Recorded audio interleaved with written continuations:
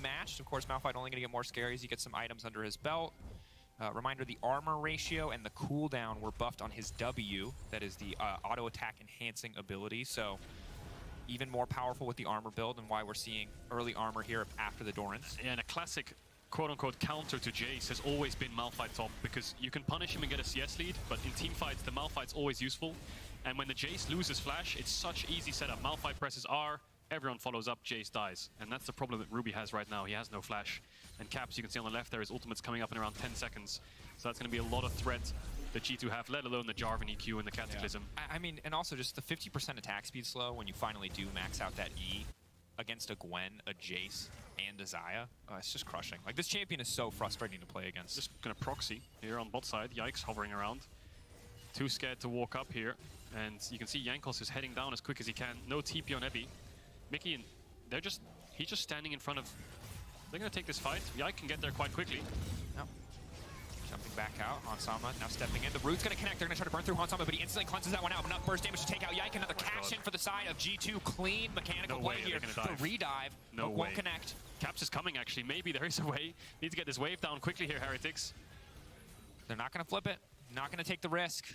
And this is what's so terrifying about Draven and also about the G2 bottom lane, as we saw when Kabe got ahead in one of our previous games. They didn't do a lot to push that lead right away. G2, though, doing much more to get the ball rolling. Ruby can't play the game, man. Just getting walked down.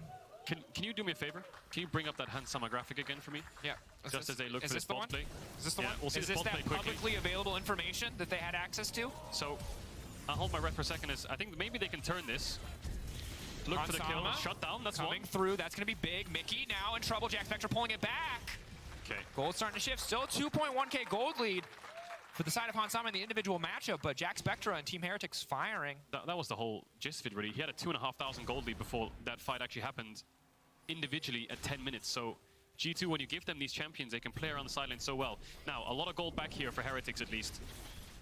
Herald popped, plating should fall in favor of Jack Spectra, help him get towards that mythic as quickly as possible as Hans picks up the Kraken Slayer already. And a BF sword. And never mind, he got Famsef dagger. Gonna play a little bit safe, doesn't want to go too crazy. And you can see the power of the Malphite Gragas Jarvan in the early to mid game when the Jace has no flash. I feel like G2 have just found such a good answer to Jace Flex already. Yeah. And credit to Jankos for getting a lot of these kills back and punishing some of the over-aggression from the G2 lineup. You know, good to see him have this performance on the Elise, which get himself an individual 1k gold lead. But we'll take a look back at this play. Nice play by Jankos. Flash Cocoon lands it onto Hans. Lantern's there, but they managed to get enough damage down that he's disengaged from the fight and Yike's committed. So he tries to flash out.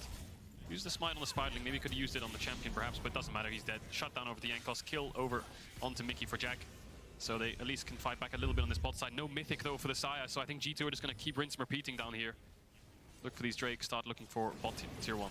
Yeah, really difficult for Team Heretics to find too many angles or opportunities here, but again, good on Jankos to find that one, recognizing that the cleanse was gone after the previous dive from G2, so punishing that lack of summoner spell. Hansama's flash back up and available, though, makes it feel pretty impossible for them to make any plays on the bottom side. May have to look somewhere else. Jace now matching up against the Gragas on the top side of the map. Still can maybe get some work done there. And I will say props to Jankos. We're seeing the wealth of experience he has here. Everyone can die on Heretics. They can go top, they can go mid, they can go bot, but Jankos is actually matching every single play and getting things back for Heretics. 100% kill participation, 4 kills out of the 5 right now, and he's coming bot. He knows exactly where Yike will be. He's matching G2's plays really well, and he's keeping Heretics in this game. Ooh, body slam. Just a little cancel there. Knock back, keeping it going. Trying to body walk, Thundering Blow. Is going to come out. Naki broke the play arc into the tower, just walking him down. A belly bomb. This man was not ready. The amount of thick boys just ruining his day, too damn high. And he's got the take notes. That was obviously from MSI last year, so I think he knows he's locked MSI. Get a nice MSI emoji ready for when they arrive in London in a couple months' time. Plates over to him, killed. Rod of Ages. Gragas is just so tanky and will scale quite well with the tier 2. And adaptation coming in here from Ruby, opting for the Gore Drinker in a lot of these scrappier matchups. Of course, Omnivamp is not on the vast majority of items anymore. Gore Drinker, one of the few that was not hit by those fighter itemization changes, so maybe hoping that Sustain will save him in some of these 1v1s. Jankos is looking for anything, really. Covers bot for a second, tops down, runs towards mid, no push, trying to help out there. He's up a level, just barely, and he's still up at 1.1k gold. And so you're going to use the ult to cancel bases. That's going to help out the tempo a lot. Jack Spectra wants to base there and pick up his mythic. That's going to be a lot of gold over to G2. Jack's now debating, should I stay? Am I going to lose my tower now just because you've stopped my base? I mean, they have so much kill pressure. That's what's terrifying, right? If you make a single mistake when you do stay, it could all be over. Caps are going to be forced to ult out to safety. Holding onto it for now as Yike is on the way in. Unstoppable Force, where's it going to go? Cocoon not quite connecting. They're going up, but he's instantly going to try to turn and burn. Broken Blade now on the way in, and G2 firing back. Evie healing up, though. Still standing for now, trying desperately to stay alive, but it will not be enough. A double for Broken Blade in the mid lane. Broken Blade is just everywhere, isn't he? He kills Ruby in top, pushes in, moves towards mid, and then counter ganks Jankos' play onto Caps. Held the ult for so long, didn't want to disengage, knew the limits of the Cocoon, and that he wouldn't get hit. Heretics are answering with some plates, but again, Broken Blade, really good roams. Yikes now again towards this bot side. Oh. Jack still not base for that Mythic. Not even going to be able to lane here. Flag and drag. Mercer should be able to dash to safety. Flayed. But will still get out in time. Broken Blade trying to break down mid lane. Plates are about to fall off. I don't think he'll get another one. Can G2 break this tower? They will before the 14-minute mark, so that much extra money into their back pocket. Still a 2K gold lead individually held by Hans Sama, but now Ruby, because of that pressure in the side lane, up to 1K gold lead for himself. First tower, yeah, over to Ruby. Has the Gore Drinker as well. It's really good into these short-range champions. The Jace can just go into Hammer form, pop the Gore Drinker, get the healing. See how effective it is later on. But now I think is where the map gets messy, because the laning phase is basically over. Hans is going to go towards mid, Caps is top, Broken Blade's going to leave this lane soon after this wave. And this is where the comms will get a little bit hectic for Heretics, because so much engage on G2, so many ultimates that can just go forwards means one misstep and you're going to get caught out. And this is where G2 very often are at their best, are these mid games, where they'll make decisions to drop waves, to overstack on a side lane, to make these incredible plays that can snowball leads. And credit to Heretics for keeping it close thus far, but now is really where they are going to start to get challenged. Jankos knows this mid game. He was a part of it for years, but for younger players, it could be so overwhelming to play against a team like G2 in the mid game. He's read the early game really well, and he's actually trying to cross-map bot here, trying to look for a dive onto Broken Blade, but he was spotted on a ward, so now G2 are going to go towards top side. Bit of a split map going on here, but G2 are the winners because they're getting a Herald for this. This is the net positive. We'll see if they can even get this bot tower. Looks like Jankos has abandoned it. They want to contest the top fight. Broken Blade has no TP, so Jankos identifies, instead of diving bot and going even, let's try to force a fight up here with a numbers advantage, or at least deny this and not go down on gold. The struggle here, though, is in the meantime, Caps is just auto-attacking top. So they are losing something for coming for this contest. It's very important that they can get the Herald, but they're starting it so late now that Caps can come down if he wants to, and G2 could contest. That said, Broken Blade on the bottom side, no TP. Doesn't look like they're going to go for it. Maybe just willing to give this one up. Yeah. They're going to lose a tower for a Herald, but that should net them a tower as well. Hook. Gonna go wide. Jack Spectre gonna try to step up here, but Hans does way too much damage for him to contest that.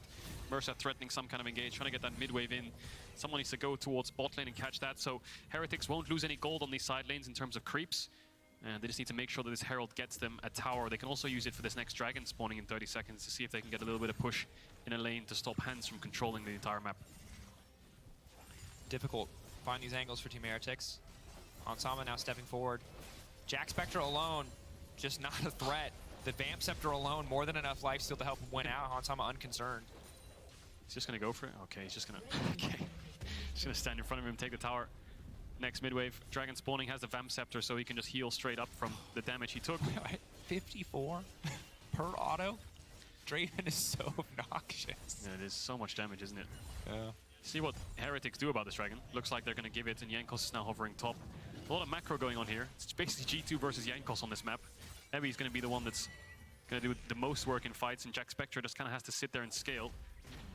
And I think the big thing is the counter-engage or the re-engage from the side of Team Heretics will be strong. It's kind of a shotgun from the side of G2. Their only sustained damage is really Broken Blade, so if they blow their combo and some of their skills go wide, maybe there's an angle in the longer fight with champions like the Jace and the Gwen to win out. But again, as long as Hansama is in the fight, it feels pretty impossible to win any kind of 5v5. Yeah, Heretics just looking for some kind of vision. Surprised that the gold is this close. You know, when I saw the explosive early game from G2 with both sides going in their favor, normally in games like that, G2 just snowballed it exponentially into a 5, 6, 7,000 gold lead by 20 minutes. So, yeah, fights will be slightly even. The only worry I have is I'm not sure how much Jace can do in these fights. The poke's not that useful because, I mean, you're not going to get poke against hard engage. They're just going to go in. He's also not the lethality build, yeah. right? He's got some decent flat AD, but doesn't have lethality yet, doesn't have Muramana completed. I think this whole comp is just to shut down Jace, so yeah. See what he can do. I mean, he can try to play cleanup duty in hammer form and buy time for the Xayah, but again, Jack needs more items. Jack is the sustained DPS next to Ebby. And again, while G2 are clearly winning out right now, have a 3K gold lead, want to give credit to Jankos as he'll now leap out to safety. Credit to Ruby as well, because while his scoreline is pretty lackluster, you know, the pressure he put down on the side was able to help him build this individual gold lead and has looked pretty solid in some of these exchanges. Mercer now in trouble. Caps is just playing Splinter Cell. He knows there's a Gwen here somewhere. He's been hiding in this bush. He's called Broken Blade to TP in, but his TP got cancelled. Run him down. Does Caps want to stick on this play? It looks like he's decided he no longer wants to fight this as Broken Blade is now leaping out of safety. Excellent TP cancel from the side of Team Heretics. Now Yike on the way in. They're going to try to turn and burn. Do they have enough burst to burst through the Gwen? Yes, they certainly do. Mickey X now trying to leap out to safety. Hansama charmed up. They're trying to body block the Lantern. Hansama running out to safety. Now looking for the re-engage. Somebody blinking health bars. Broken Blade knocked back by the Thundering Blow. Jack Spectre locked up. Jack Spectre ignited. Trying desperately to get out to safety. Can flash to safety. Has not pulled the feathers back, and the play will stop for a moment as they disengage. Don't think G2 are going to force this tower down, are they? Looks like they are.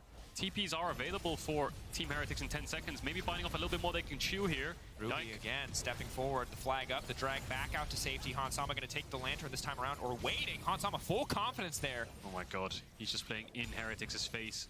Playing with confidence, knowing that he can dodge skill shots, has a Lantern right behind him, and they're going to back off as Ebby respawns with the TP ready. G2 are looking for an individual play towards top. Got cut short by Heretics. Yank also find Caps, who has flash. Might have to flash the Cocoon, but I'm not sure if he's in range. Ooh, just out of range. Caps walking away there. Murmana complete for Ruby. Struggling on experience. They still have this Herald. It's about to expire. You can see Yankos needs to put this Herald down somewhere. They don't have a point of pressure. Has to go mid, doesn't it? Just trying to get as much damage on this tower as possible. It's going to go with Mersa here. Place it, sweep out that ward, and now this is kind of like the call to mid lane. But I don't really think Heretics can pull that card. There's nothing really to pressure. I think G2 can just kill this Herald. There's nothing to do with this time. There are no objectives up and available, and Herald's not going to hit the tower, so all that effort ultimately results in the local gold for the Herald and 25 extra gold for Hansama here. Definitely not ideal, and credit to G2 for forcing so many plays in succession that there wasn't a pressure point for Team Heretics, but that is brutal. There's a few must-bans in some teams, you know. Yeah. Hansama Draven, well, and this is Caitlyn. When G2 are a terrifying team or a terrifying organization, oftentimes it has just been that it's kind of pick your poison on what you let get through. They picked Draven, and they're getting poisoned now as Hansama just cutting through in terms of overall damage. That's the knock-up! God. Easy combo. Jack Spectre on the backside, untouched for now. Jack Spectre desperate to get anything back, but Caps is just so beefy. Now looking for the 1v1 versus because Hansama's killed one carry. He wants to kill another! The penta for Hansama! 5 kills over to the Draven. Caps right behind him. Mickey with the confidence. Hans cleans up. He's the single carry in this entire comp. And he does his job perfectly. 5K individual gold lead, 5 cash-ins back to back to back to back to back. And now a Baron to follow up as Broken Blade pushes in. It was close until it wasn't, and it is no longer close. So you can see the idea from Heretics here. G2 know that they can commit to this play because all of G2 are collapsing onto the Elise. It looks a bit dicey to begin with because Mersa can get in range, but he doesn't actually get the W onto Hans. He gets away. Caps, massive ultimate, lands onto 2 on top of the Draven ult. I don't even know how much gold Hansama just got from that. It was over 1,000, and then Ruby flashes away, flash to follow. And I think here, just look at Yankos. I think Caps realizes he's going to get a penta about now, and he just stops hitting him. He's like, wait, this could be a penta. Hands it over to him. The awkward thumbs up. Great emote. It's a nice way to come back into the next split after winning it. First game. Kind of a reminder. Caps having a good time. G2 having a good time. G2 happy with that. And awesome that, you know, even after you've won a split, you can still take joy in the regular season, still have these fun moments, and credit to them. Wow, that's 13, a 5.3k gold Thank lead. you, production, for highlighting that. Just look at the AD carry items. It's bit of a diffy in the biffy. Yeah, bit of a diffy in the biffy. 5.5k. Wow. Special, old meme. Special number here in esports. Drake's up. They're gonna push in mid, easily secure that dragon, and the game's is basically as good as over. All they have to do here is just engage and protect Hans. Yeah.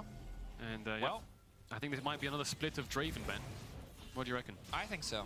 I haven't seen the Cho'Gath from Caps yet, but I have to imagine. Or you know, that Cho'Gath from Hans. Or the Cho'Gath. Oh, wow. Yeah. But I think the Draven might be better. Yeah, it might just be. It's always funny when you look at the bans against G2. You know, the bans last game, what were they? This game, sorry, they were what? Kled. Annie. Heimerdinger, Cho'Gath. You know, the meta's evolving into such wacky champions that it's just G2's playground, really, isn't it? So Broken Blade's matching Ebby here. He has TP, but Ebby doesn't. It's the second time today we've seen one team be wildly ahead and just spend their time chasing the enemy top laner. Yeah, got the split screen. Cap's actually quite low HP. Might have to base and TP here if they want to keep pressuring, but looks like Yike's recalling too. No, looks like Cap's going to base and TP in if they want to force more. There he is. Team Heretics. Beefy boy. Bounty hunting right now. Oh, there he goes. There he goes. Sleeps in. Thomas going to kill everybody. He's legendary, unsurprisingly now at this point in the game. Just absolutely slaughtering.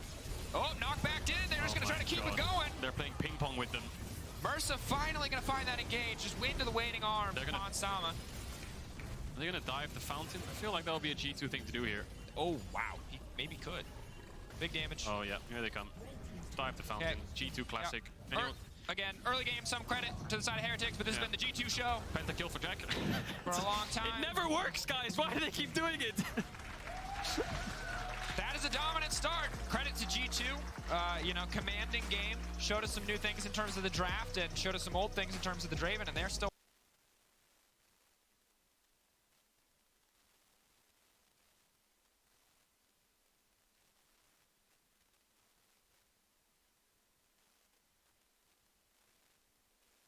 Remind everybody, both of these teams took losses yesterday.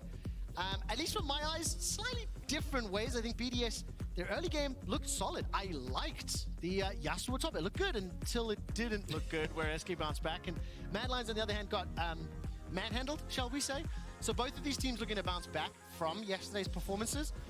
What do you think we want to see from maybe adaptations in the draft? I know Mad Lions had a few question marks when we were preparing for today. Yeah, we heard Mac in the interview there as well, kind of talking about how they want to try and be more creative, trying to bring out more of these picks that can be a bit more interesting. I just think you got to take it a little bit slow because there's so many good answers to things like if you're going to go for Nephelios, if you're going to go for these early picks in the draft, even going for things like the Shogat as well, you're showing your hand very early, which opens up opportunities for those counter picks to come through. Thus far, though, Mad Lions taking it fairly easy. Annie gone, Heimer gone, big ones, the Gragas, the Ashe, the Caitlyn still all up and available. So we'll have to see exactly what the priority is going to be here. I mean, you talked about this, right? In terms of the 100% presence champions from yesterday, Gragas, Annie, and Ashe, Mad Lions, do they fancy a ban? 5 bans for Ashe yesterday.